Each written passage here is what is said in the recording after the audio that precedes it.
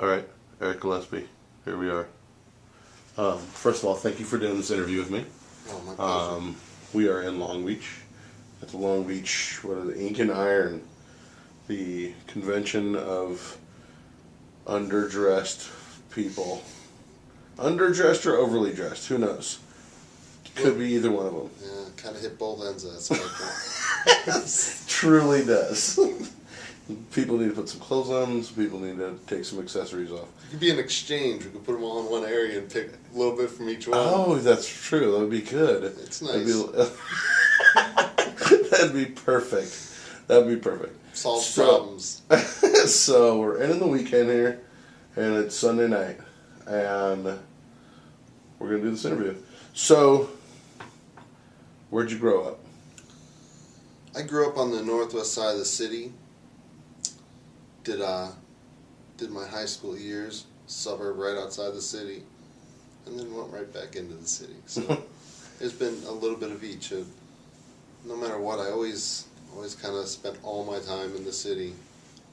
When I moved, during my high school years, I kind of kept all my same old friends and didn't really change anything about what I did. It was just a school location change, but. Yeah, I was in Park Ridge for my high school years and some years before, and it was all those years it was just me either working and then hanging out on Belmont, and that's where I first was really introduced to tattoos and tattooing. It's where I remember seeing it around the most. On Belmont. Mm-hmm. And what year do you think do you think was when you first started to realize noticing tattoos?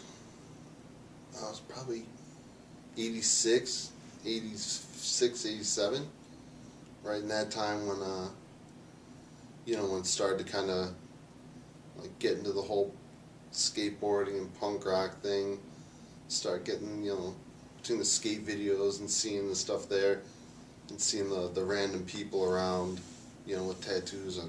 Like Garbage Man had tattoos, and it was cool. It was something that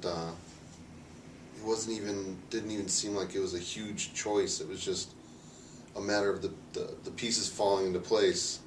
It wasn't like I sat down and I might hype myself up and talk myself into doing it. It was just, as soon as I can get this done, this is gonna happen.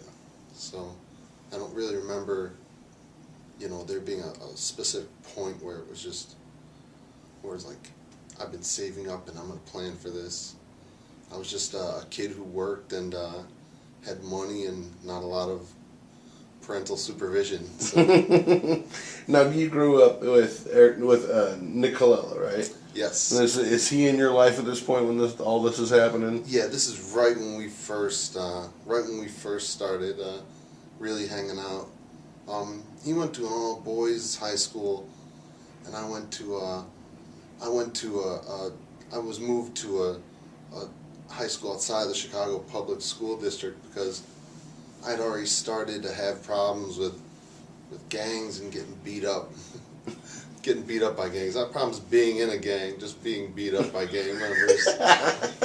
So my mom at the time, and good intentions, thought that she was putting me in a better situation, but she kind of threw me into the fire with it and put me in a kind of a worse situation. So that was when I ended up drawing a line, snapping, and then fighting back. I just hit a point where I was done getting beat up.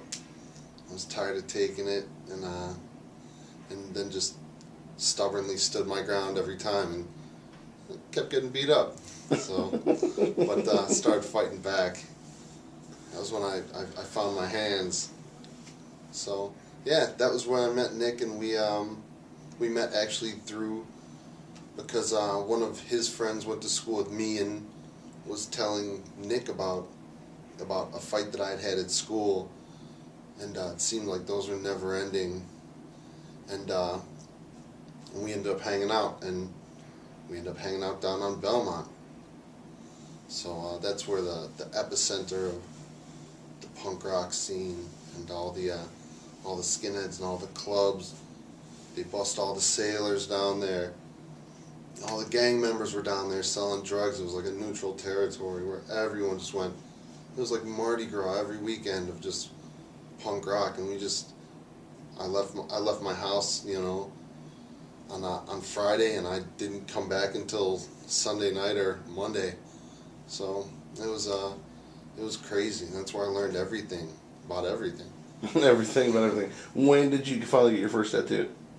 I picked in a tattoo on myself when I was 15, and back then, once you had a tattoo, you were open season for everyone. You had money, you already had a tattoo. They just looked at it as you're already far gone. You're fine, Right. Sit down, and it was too easy. So after you get the one and then you start stacking them up, it was all downhill. And where did you get your first ones at? My first tattoos, I think, it was Chicago Tattoo wouldn't tattoo us. We'd have to sneak in there and we'd get kicked out right away just by looking at the flash. We tried going when it was busy and kind of keep our heads down real quiet and page through. But as soon as they recognized and saw, like, oh, those kids, get out of here. And so we'd get shooed out. And it was still scary at the time, those guys were still, we're still kind of burly. So, we were still young. But I think it was Tattoo Factory tattooed me first off. It was one of our other friends had a distant cousin that worked there, and that was kind of like sneak in. And then once we had a couple, it didn't matter where we went. We had money, we already had tattoos, and it was there. So. And what was the first notion of learning to tattoo? Oh man, it was one of those early. It was early. It was before you even thought of it as an option. We didn't even know that this was a possibility that any of us would be able to do this. I think we were really the last time frame to get into it because we were just interested in getting them and interested in knowing what went into getting them. Was that we learned how, learn the processes and ask questions. Oh, why is that going like that? How's that? And wow, that's not how the other guy did it. And you just look and you see, and it was pure. We didn't know about any lifestyles or anything like that. It was just pure curiosity, and so I had tattoos, and it was probably in the early '90s. I'd gone to the Army, and I had tattoos, and I was coming home on leave, and Nick had met Wayne Barucki working at an art store, and he had started to learn some stuff, and so instead of going out and everything, me and Nick would go back to Chicago Tattoo, and we'd go in the back and we'd smoke cigarettes and make needles, and he'd show me how everything was done as he learned it, and we would just sit there and marvel, like, this is cool, like, look at this stuff. That's all, the only place we wanted to be. Morning to night, we wanted to go to the tattoo shop. It was up and we're like breakfast and looking around, walking around, waiting for him to open up so we can just go hang out there all day. And I went back, from leave, and I'd go to the shops around there, and my other friends like, yeah, I got more tattoos, and I learned all this stuff, and this is what that's called. And so we were, we were kind of just infatuated from the word go, and eventually I came out. Nick was tattooing. I started working with one of our other friends, and hanging out, and I had saved a bunch of money from the military. I was in a good position, and had Wayne Barucki build me a set of machines to start off with. Oh, really? Mm-hmm. Nice. And when about was that? How many years ago? that was 95. Okay. Yeah. And did you start learning from Wayne or from Nick or? A little bit of both. I learned. I mean, I always learned a lot from Nick. I still learn a lot from Nick. Every time I sit down and watch him, I still pay attention. I never stop learning from him. He's a wealth of knowledge. Yeah. But everyone I sit and I watch, and I was one of those knuckleheads that had to learn wrong and then unlearn. Right. And, deprogram myself. So it was I don't know. It was kind of a weird process, and so at that time I was kind of learning backwards, trial and error, terrible stuff. I was hanging around and I was watching, but Chicago Tattoo wasn't always like the most open environment. I mean, that place had always been like a scary place for us when we went in there, and it was all business. It was busy all the time. Right. And so, Nick got thrown into the fire with that. I came along and he was, doing it. He no position to necessarily teach me anything. And so I just kind of went on my own and learned and took the long way, like I always do. Took the long way. Yeah. And what's the first shop you worked at? I worked at a shop up straight north of the city in this like old like kind of ritzy town called Evanston, and there was a guy there who owned a piercing shop in the city and a tattoo shop up there. He had just opened it. He bought it from a police officer, and it was like untapped. There was no shops around. There was a gold mine. Jesus. And it was it was built out. It was a nice shop, like even like nowadays standards when everything got all salami. It was very like nice shop, brick walls and reception desk and everything. But I worked up there, and Wayne was working up there too at that time. He had jumped up there a little bit. He kind of moved around, but I took and I worked there for a little while, just kind of learning from the people around there. There was a couple of guys who were just kind of transitioning out, and then I went down to. They closed that shop like 3 or 4 months later. I went down to this horrible shop. I don't even say the name of it usually, just because it's like hurts to say it. It was Painless Piercing. That sucks. And it was a tattoo shop? It was only a piercing shop, and then we moved there, so all of a sudden there's like the piercer versus tattooing. Like they're like, oh, these dirtbags are here, the dirty scumbag tattoos. Right. But it was that was like the funny years. Like we had no idea what we were doing. It was blind leading blind. We're all like, it was ignorance is bliss, definitely in the beginning, dude. Like, yeah, definitely. So much money. Like people were throwing money at us. It's like, oh man, this is insane. Right, and it's at a point in your life too where you can live on a fucking $1.50 7-Eleven burrito and be totally happy. Fucking, it was insane. Yeah. Oh man, and I know you wish you'd go back and take that stuff seriously, or what I could have done with that opportunity now and all that money. Man, it was funny. Now it was great. There was the 90s were definitely a different time in tattooing. Oh yeah. And it was a good time, but it ended really, really quickly with that because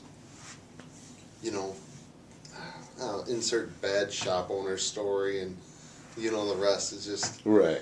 Standard upbringing in tattooing is fucking off all that money, and then as an adult you realize how important that is. It makes you a little bit more responsible of a tattooer. Yeah. Did you already, when you started tattooing, did you have a style you wanted to lend to that you were trying to do, or were you just trying to do whatever people wanted? I never really tried to lend myself to any style. It was just you caught up with with whatever's going on.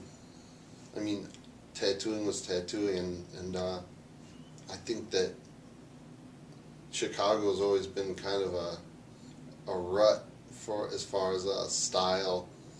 They took that bendy, warpy, melty style, and they just can't let go of it. Well, I mean, you got Guy, right? I mean, this is the era of Guy, is the shining star of Chicago, dude. He's, I know. he's revolutionizing the face of tattooing in Chicago, and you're there. Yeah, it's working. Is it still holding strong, his fucking Bob Mechanical lifestyle? You know, it is. It's scary, and it is. I don't know how, but I mean, he lives in the country now. He doesn't even live in Chicago. He lives in the country, but there's so many people that were so moved by his whole views on how this should be and what goes on and how tattooing should be, that you still go to Chicago today and you still walk into a shop and there'll be someone doing some crazy dual light source, bendy, twisty, and they'll be talking bad about old school and talk about the new line of colors and zombie stuff, and I don't know. It's just I don't get it. Right. I mean, there is a faction of tattooing that is very much so like that. I think it's making a comeback. Is the ironic thing is now it has gone out of fashion and it is now coming back into fashion. And I know just by my own clientele that people started asking me for biomechanical stuff again, which is insane. I do love it. I fucking love it. I love biomechanical shit and I love tribal shit. And people think I'm fucking kidding when I say it, but I'm not at all. But it's fucking coming back. It's not even ironically coming back. Like, people ironically want to get it tattooed on. People want that tattooed on them again. And they want, like, the older style stuff, not like the Aaron Kane, Stargate thing that kind of never went away. Just a bunch of people started doing it after him, which is sort of weird. Like, he quit tattooing and other people started doing his exact tattoos, which is sort of fucking weird to me. Did he quit tattooing? Yeah, he doesn't as far as I know, he doesn't tattoo anymore. Oh. He has no interest in tattooing anymore, Aaron, as far as I know. Aaron, if you're watching this, you want to come make a whole shit ton of money, come to Chicago. They haven't stopped. They haven't stopped. Keeping it alive. Right. So, at the middle of this, like, are you going to conventions at all? Are you traveling at all? Are you doing nothing? I mean, really, that is like the furthest thing. I cannot get out of the shop. I can't do anything. I'm throwing away, relationships. I spend every day, all day at the shop. You couldn't pry us out of there. We've always loved the shop, and no one ever had to tell us to do anything because we were there. And it's like, what do I do? What do I do? I gotta do something. I gotta do something. And it was we were like shop owner's dream. It's alls we wanted to do was was make right. No one had to worry about scheduling or anything. It was all of us were always right there. Right. And there wasn't a whole lot of travel. I wish I would have. I wish I would have had some more outside influence. Maybe it would have helped me pull my head out of my ass and actually learn like more proper. I was gonna say, were you influenced by people at this point in the beginning, or? I mean, always the tattoo magazines at that time. I mean, there weren't that many, but we stuck to the pages. Like, all the stuff that was going on in San Francisco at that time was killing it. I mean, Marcus Pacheco was like every time the magazine came out, I was like, oh man, look at that stuff. Right. He's killing this. It was him and Timothy and. Oh yeah, Timothy Hoyer stuff. It was amazing. And even today, I still see that stuff, and I still love it. Right. I don't have any urge to do it, but it just it just brings it back. Like, I remember how hard that image stuck in my head. Like, this is how far they can take this right now. I have a back piece that is that, dude. It's been taken far enough. Far enough on me, buddy. I have a back piece that says fucking 90s. It's fucking awesome. You know what? Gigantic one too. You can't trust people that have all really good tattoos. I know. They have really good tattoos. I'm like, oh no. I got all kinds of awesome 90s shit. Yeah, you can't. My wife even says it. My wife says you can't trust a tattoo with good sleeves. No. And she doesn't know. She teaches yoga, man. What does she know? Yeah. she just knows that. She's got a grip on it. Yeah, she's got a handle on it. You can't trust them if they're all good. Exactly. She thinks that they should all have sleeves, too. She doesn't understand why anybody doing tattoos would not be covered in tattoos. Which I fully fucking agree on. Yeah. You know, there's a definite difference. What it is that, you know, I'm not talking like old schooler because I don't want to do that, but you know, we're definitely different than a lot of other people tattooing now, because you know, when we learned how to make needles. When we learned, you know, we learned how to do all of our stuff ourselves. We tuned our own machines. We put our own stuff together. Right. We didn't have to bring that stuff anywhere. We learned it because we wanted to learn it. Right. Like, I didn't want someone to just make me machines. I wanted him to show me how to make machines. I wanted him to show me how to put them together. And Wayne was always good for that. And he'd stop tattooing to get up and show you how to do that stuff. So, you know, we were lucky with that. But it was all, you know, part of how we came in. I don't think that anyone in the industry really has a set of needle making jigs anymore. I won't get rid of mine, but I still have mine. Yeah. Yeah. I still have mine. I almost pulled them out the other day. Yeah, it's a lost form, and nowadays, you know, people draw a tattoo and then go to the computer and put letters in it. Right. I mean, I didn't have a computer at the convention.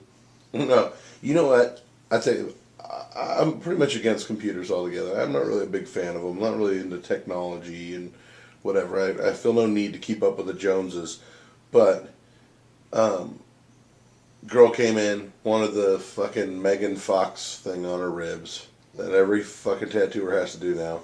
Wanted exact same thing on her ribs, exact same font, blah blah blah. Our helper typed it up on Photoshop and printed out a line drawing at size within about 5 minutes. No, I love that. I mean, I would have been like an hour with a Yes. fucking tracing paper, spacing it out, then centering each line, and then it's fucking going back over. You'd be fucking an hour into it, and then you'd have to start the tattoo, which would fucking suck. 5 minutes, slap that thing on there. I have no problem with that. I really don't. I just have a problem. Don't make yourself obsolete. Don't take and you know, replace yourself in this whole thing, because if there's something that, you know, that you can really learn and hone to do by hand, that's not you know, ridiculous, you know, within reason, then do it. Right. Do you think? You know? That being said, do you think that people are relying on technology more than they are artistic skill? Because I feel like, you know, in tattooing, it was a lot of people that had no artistic skills that became the craftsmen of it, and then in sort of our generation, a lot of artistically accomplished people or talented people that could actually draw designs got involved in tattooing and sort of have kicked it up a notch. And now it seems like the computer industry thing, the computer age and modern technology, do you think it's like starting to take over and people aren't gonna? No, I'm a firm believer that you know, tattooing is a technical application. It's really, you know, by the time that stencil goes on, you pick up your machines, that technical application takes over. Art happens before that, and I think there's an artistic eye to things, and I really do. You know, I do think that there's kind of like I take the middle ground on this. There's definitely a bit of artistic help that pushes a lot of people like over in a lot of senses, with just being able to, you know, see this stuff. You know, people can pick up any medium and just and just, like they've been doing for years, just kill it. Like they pick up a brush and all of a sudden they're great with it. They pick up a pencil and they're awesome. Pastels, and they just, like they've been doing it for their whole lives. They just understand the basic mechanics of this is what I do to get this effect, and they apply it. And Josh Howard's like that. He's a brilliant artist. Everything he touches with no matter what medium, he's just naturally good at it. Yeah, I saw that big giant sheet of flash above a station at Chicago Tattoo, and it's like painted in 3 different styles. It's like multiple personalities happened on it, and I was like, whoa, it's painted, like things are painted really fancy and painterly, and then there's real flat spit shaded things, and there's a little bit more like kind of mid 90s, late 90s esque, thing in there. It's really impressive, and to see it, and you just know, like, he's his mind definitely, his artistic value definitely lends itself to that, but he has that technical application. No matter what he picks up, he applies it, and it gets the finished product he's looking for. It's impressive to see him work. Now you paint a lot of flash. I paint a lot of flash. I mean, a ridiculous amount of flash. Not a ridiculous amount of flash, but a lot of flash for a tattooer. Yes. Most tattooer. Do you have particular, now, later on in your career, here you are, you're a really well accomplished tattooer, you're a great tattooer. Do you have particular people that now you're influenced by, like whether they're new or old, or, I'll say this in 2 parts. In your tattooing 1 and in your flash painting in 2. Yeah, I mean, everyone. I mean, there's so many people. I look at the people I work with stuff all the time, and they add. I dissect stuff, and I'll take a trip, like a trick or a tip somewhere along here or there. I'll take a bit or a piece of something from everyone. I take something from everyone. I don't even discriminate how long they've been tattooing for. If it's something that just impresses me, it's good. I'm like, mental note. I gotta do that. I make sure I let them know, like, I'm taking that. I'm using that. Right. That happens in our shop a lot. Yeah, you'll see that soon. Soon. Tomorrow. Yeah, I paint a lot now. I'm kind of burnt out on it after I did the 3 sheets a month for that whole year. That was like a personal challenge. You did 3 sheets a month for an entire year. Jesus. And when we went to Sweden, because I knew that we were going to be gone and I was kind of pinched, I painted 6 sheets in 1 month. Jesus, dude. Yeah, because I wanted to make sure that I didn't cheat. How you always say I want to paint more. I want to do this. I want to continue to do this. Right. Well, there came a point where I was stopping the whole, stop saying I'm doing it and actually do it, and stick myself to it. Kind of man of the word. Don't say you're gonna do a bunch of stuff and then just have it fall to the wayside. Try to have it be more of the mind of, he said he was going to do it, and there it is. Right. He did it, and it's something that kind of, over the years has been kind of diluted out of society, not just with tattooing and painting, but with everything. So just try to kind of keep to it, and tell everyone else how to do it, but that's just how I'm going to do it. So, I can't, clean everyone else's yard, but, I'll tend to my own, and that'll be my contribution. All right. Are you still painting? Oh yeah, I'm still painting. I'm in the middle of changing over from the types of paints I use, just because I'm using Dr. Martin's, and I'm going to change over to liquid acrylics because the fact they're more like color fast, Right. and last longer. but it's really difficult because I've been painting in one style, and I started a set of flash in one style. I didn't want to change in the middle. Right. So Is it the set that you've been putting up on Instagram? Yeah. It's I'm almost done. I'm almost finished, and I've been saving all the originals. Usually, as I go, the originals end up going. I have them scanned, but I'm gonna definitely have them, more professionally done this time through. I've been working really hard on this set, and I don't want to work hard and then just taper off at the end and half-ass through. So right. I'm gonna punch this one through, and then get myself stayed on a regimen. But the 3 a month was a little tiring. Not tiring to paint it. It's just hard to lay it out, getting everything organized and together. I mean, I would take on my desk at work. I gouged out an 11 by 14 square, and then from there 16 by 20. I think that year I painted something like 60 sheets of flash. Not just the 3 a month, but there was projects for other people that I didn't want to include in the flash project, and that I just didn't I didn't produce like that. Gifts for people that I didn't want to just be like, oh, here's part of my set, and it's a gift for someone. Right. I wanted things to be a little more personalized. So it was a lot, and some of them were larger format, and it's good. I'm glad I did it. Me and Nick had spoke about it, previous. I was like, I'm gonna get myself on a painting regimen, and I think he was just kind of like, why don't you do 3 a month? And I was like, I took that as a challenge. It's like, he's saying that because he thinks I can't do that. He's saying that because he wants to get my goat. He knows exactly how I work, and he's like, threw it on the gauntlet, and I was like, all right, 3 a month.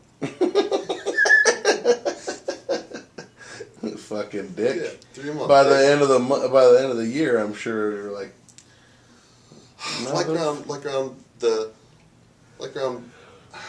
it had to be around like August or September. I was like, what the fuck did I get myself into here?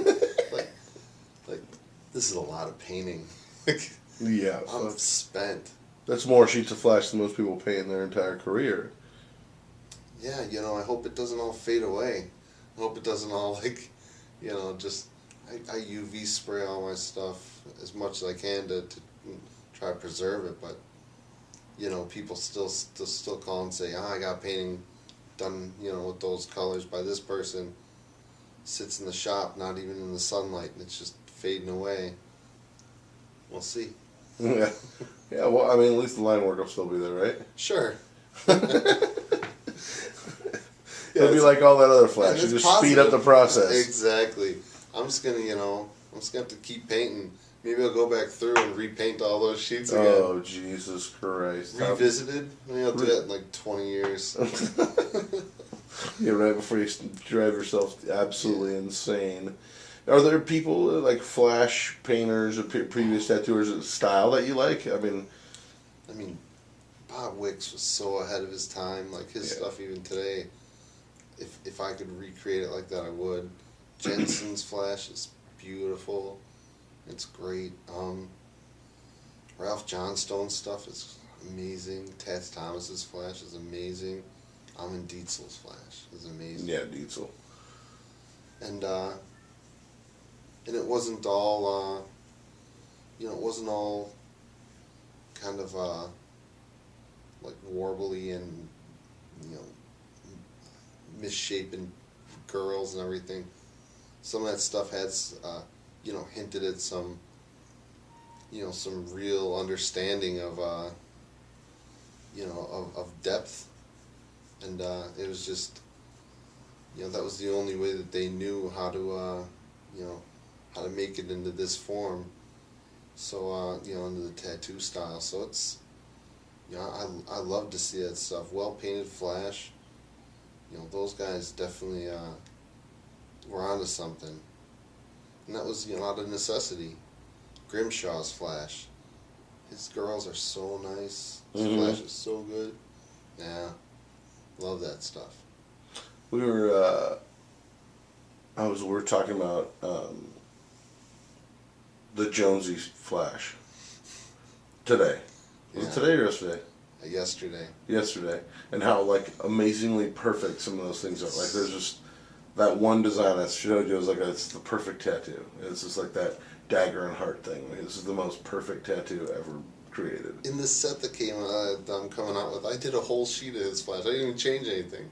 I just took the whole sheet of flash and cleaned it up and repainted it because there was nothing more I could have done to it. I mean, Right. There's nothing more needed. All it needed to do was to be refreshed and served back to everyone. It's all applicable. Anyone would get any of those designs if you put it out in front of them.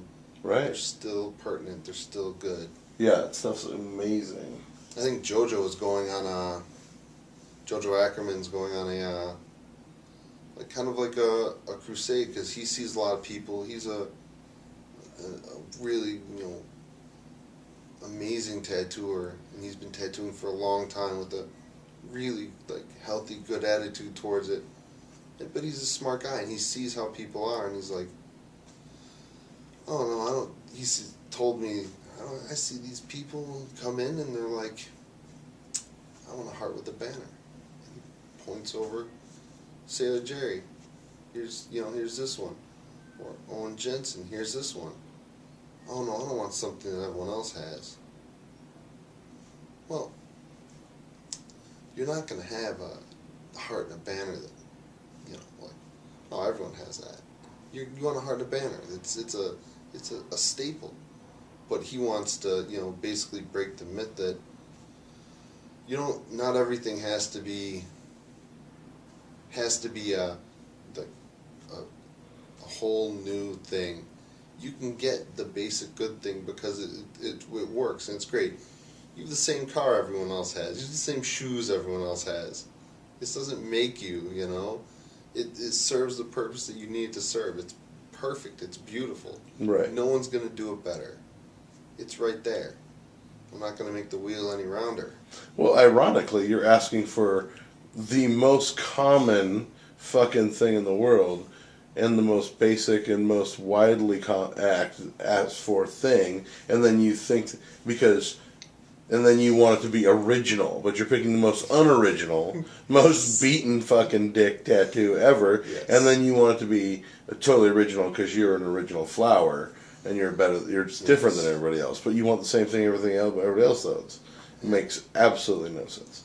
But he's got a good point because, he wants to kind of call everyone out on it. Like, why do you need that like that? Like this is great how it is. That's it. Don't be afraid to pick something off the wall because some of that stuff on the wall is, it's the foundation of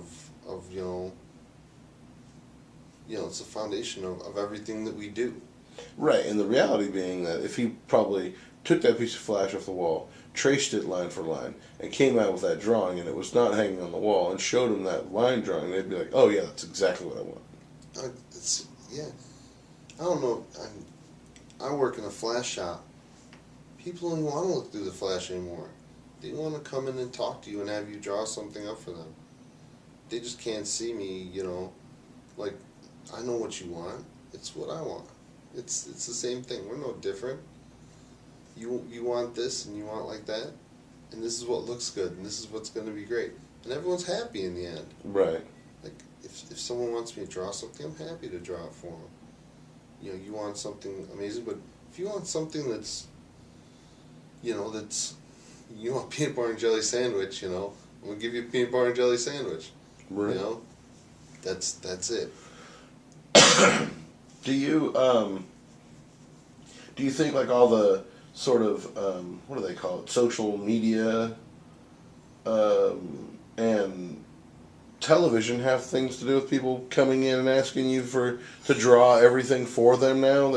Because they really just they come in, they want like a rose and a heart, but they want you to draw it because They know that that's just the way it is now, and they're going to tell you about how this symbolizes their 3 dead cats. Yeah, I mean there's no way that we could have stopped the social media from ruining or of seriously affecting in a negative way.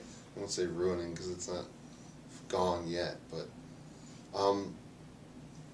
you know, the big thing that I always gripe about with reality TV is the time thing. Everyone thinks that this is all something that's accomplished, you know, in a 30-minute time slot. Right. And they don't understand. Well, they watch the shows and they're all instantly experts because they've seen all the shows, and they don't understand really what goes into it until you explain to them that if they make a reality show about whatever it is that you do you think they're going to show how things really are, or do you think they're going to show what everyone would think would be interesting about what you do? Right. Because I watch those shows, I'm like, man, I tattooed sweaty lady feet all day. I didn't get to do any of that stuff. Like I had to smell ass all day. You know, this isn't glorious at all. Right. Yeah, for sure. Fuck, I didn't get any bikini girls come in today. Right. And, So we just rolled in and got a sleeve in one shot. Yeah. That's insane. But, you know, that's how it goes. Do you travel a lot now? I mean, No, I live to travel. It's really, it's great. You go see how other people, you know, other people run their businesses too. You know, even for your own shop life, not just for going and getting your name out there. We learn so much. I go and I just pay attention to how other shops deal with normal everyday stuff, be it how they schedule stuff, how they store their you know, their disposables, how they lay stuff out. Any amount of you know, tricks or tips that I can pick up to make my life easier, or apply in my life to make my life, you know, smoother. And I don't want to stop learning. I want to, you know, keep evolving. So and plus, you know, traveling is when we get to really see everyone.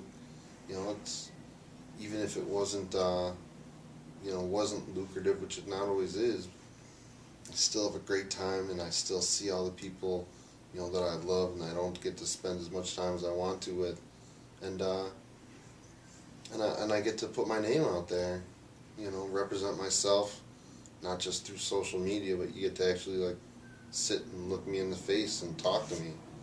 right. Like, and that's the truest form. I mean, there's people that I've known online for years that I make a mental note, like, I gotta look for this guy. I gotta find out when this guy's gonna be around so I can introduce myself. Because, you know, I was selling flash to people, and then they come up, and no, you never wanna, you know, you've had transactions with people like that, and you never wanna to treat them like you don't care, because, you know, you do care. These people supported you at some time, and if you have a chance to turn around and support them in some way or another, I'm always open and looking for that. But you know, it's you know, it's hard to you know, social media makes it seem like you're in touch with everything and gives you the effect that you're in touch, but going out and traveling is when you really get in touch. Right. That's where you really understand everything and you see how to work. I worked, you know, this convention, and man, it's like that first day I was sweating, like, oh, you know, tattoos coming in and stuff was hard. Like, it's stressful to travel and tattoo, but it's where it really comes down to your basics. If you don't have your shit tight and you're traveling, it shows the holes in your game quick. That's awesome explanation. It's true. It's really Yeah. true. I say that traveling, like working in conventions and stuff, it's like camping, and it's like camping. You're surviving. You know, you're camping. You're surviving, you're not necessarily comfortable. You know what I mean? Yeah. And so with tattooing at conventions, it's like you're tattooing, you're doing it, you're not necessarily comfortable. Yeah. So if you can't handle that sort of pressure, man, you are fucked, dude. It'll fuck you up. I mean, I've seen I know a lot of great tattooers that just can't fucking do it. I said something to Thomas this time, and I was like, it's like camping. He's like, Roy, it's not camping without the ants. I was like, I'm not sure what the ants are in this equation, but sure, I think that all the fucking drunken buffoons rolling around might be the ants. They might be the fucking people trying to foil you the whole time. Man. So, I don't know. Here, they had waxed mustaches and fucking striped jumpsuits. Wow, it was really rough. I mean, let's just talk about some of the fashion of this convention. it's insane. I tend to be an insanely practical person, and in contrast, when I see people that aren't, they have a right to be however they want. It just bugs me. It gets right on my nerves, and it's and I can't help it. When there's absolutely no reason and it's just an attention thing. It's like, no, come on, like really, like you wear that to the convention, right? He had like from the neck up, it was like one of the guys from Gangs in New York. Right, with like 50 fucking face tattoos. Oh, with a bunch of face tattoos. Yeah, he had like a whole pork chop sheet tattooed on his whole fucking face. It was like he had a wetsuit hood on. Yeah. A tattooed wetsuit hood with... There's like too many fucking styles along with his waxed mustache. Let's take a minute and weigh in on the face tattoo things. Right. Oh, God. Okay. People cut it out. Face tattoo. Did you ever look at someone and say, that's a good face tattoo? Or did you just look at it and say, oh, you have a tattoo on your face? Right. That's the difference. Can you remember their face after you've seen the face tattoo? But it's like it's just the new spot. It's the spots, and that's it, from the lower back to the rib cage to the foot. To the here is the when I was in Philly, went to the Philly convention like a year and a half ago. Fucking shitload of just crazy face tats in Philly too, which I was shocked at. But Southern California, Los Angeles, shitloads of the greater Los Angeles, whether it's Orange County and fucking Circle Jerk Town, USA, but where your black socks come in. But dudes with just fucking face tats, just sideburns to connect to their chin beard tattoos down to their throats, their whole fucking head tattooed, and then they just have giant open spots on their arms. Yeah. Or the guy with the wax mustache didn't even have his fucking calves weren't even totally tattooed, and he had probably 15 tattoos from the neck of his shirt up. Yeah, ridiculous. Insane. And there's absolutely no reason for that. And not everyone has to run around and carry a flag to portray our industry, but as a person, no one is going to take you seriously looking like that. No. Absolutely not. And it's everyone's personal choice, and that's awesome. But I'm annoyed by that to no end. I don't understand it, and I don't even want to understand it. And the bottom half of his outfit, which we didn't get to because you'd see his calves, because he was wearing some like 1902 bathing suit, like striped, tight, like onesie, like unitard men's. Someone told me that guy was a hairdresser. No shit. Whether that's true, I have no fucking idea. but that's what someone said, is that guy was a hairdresser. Yes. Insane. Well, it's not just for piercers anymore. True. There was that guy. You see the guy with the beanie on with the biomechanical face tat? And he had this beanie pulled down so far he was trying to like hide all of his biomechanical face tats, but... No, I didn't see him. Yeah, it was pretty insane. They looked neat, though. They looked like they were fucking done well. Because Nick wasn't screaming, I fucking hate you. True. Nick was like, I fucking hate you! Yeah, that's amazing. I love that. I guess I don't understand the need for it, I mean, I've talked to my friend Damien about this, about negative attention is still attention. You know what I mean? Like, people, I think, need the attention and maybe they don't feel special enough or whatever the fuck it is. Or, like, the tough guys need a tattoo to their face because really they're the most scared person in the room and they're just trying to, like the tattoos, everybody's tattooed now so it doesn't scare anyone off anymore. So that they gotta tattoo your fucking face so they will leave you alone so you can't possibly hurt them emotionally. Or whatever the psychology of it is. Yeah. I don't know. They have a high rate of suicide, I know that. True. I think it's crazy though. I think it is exceptionally overrun here. San Francisco doesn't have that happening. We have had people that come in the shop that, have fucking sideburn tats and all this shit all over them, tattooed all over them. It starts with the spots here,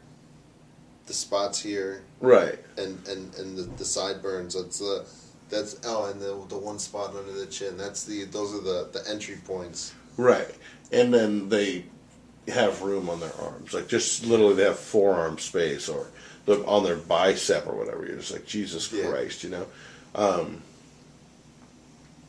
Well, I think it's the need to, while wearing a sweater, to look like you're fully tattooed. Right, instant crazy tattooedness. I guess so. Yeah. I guess that's it. It's I think that beat our heads against the wall. Never figure out why they do this. It's just crazy. No, and I try to, I think that whatever people want to do, it's up to them. That's fine. It's their life. They can do whatever they want to do with it. Like you said, I just don't understand it at all. We were sitting next to Crazy Eddie this convention. I turned and I was like, "So this is what you think was going to turn into?" And he's like, "Huh." It was quite a joy being next to him in this whole convention. It was amazing. It's fucking amazing. Made me look young. Yeah. And tan. It made you look very tan. So, I think that maybe he's a vampire, dude. You can't get much whiter than that. Oh man, it was. He's up there. That booth was killing it. It was going off over there. Yeah. It was awesome. Between that and Sailor Sid, we were... Sailor Sid, with his wiener out, and he was quite the popular... We were actually making Eddie jealous of the attention. He had actually said a couple times that he wanted to put his face over the Sailor Sid portion of that. Because people were walking right by him and taking pictures of Sailor Sid, and he's looking. What the hell? We'll have to try to put a picture of the banner up. I forgot to take a picture of the banner. I wanted to take it for Nick Roden so he wouldn't feel left out that there was a naked man photograph in the booth at Ink and Iron, because it bums everyone out.